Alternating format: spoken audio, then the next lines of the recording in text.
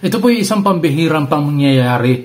Kinakanta ng psalmist ang salmo sa isang banal na pagdiriwang.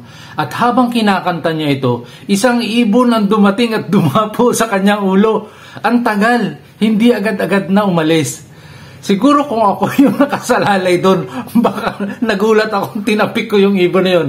Pero napakalakas ng control nitong, I think, seminarista o kung ano man itong, basta church leader ito o choir na pinakanta ng salmo.